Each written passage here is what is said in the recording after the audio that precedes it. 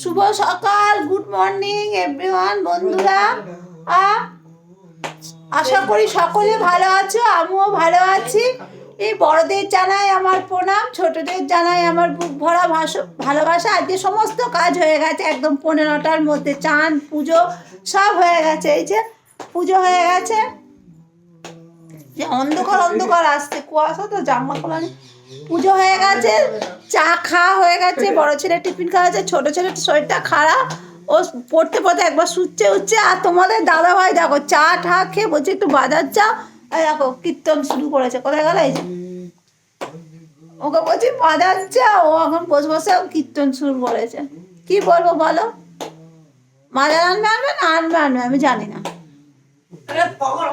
আমার সমস্ত কাজ হয়ে গেছে, এবার একটু চা খাবো।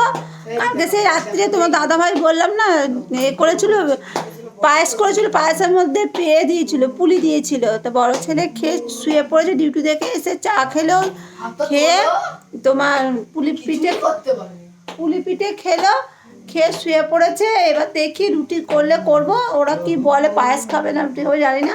আমি এবার চা খাবো, এই যে চা নিয়ে বসেছি। তোমার দাদা ভাই আমি খাবো চা, এই যে চা বিস্কুট নিয়ে বসেছি।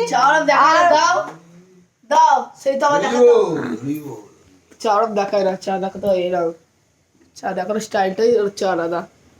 সবাই দেখাতেই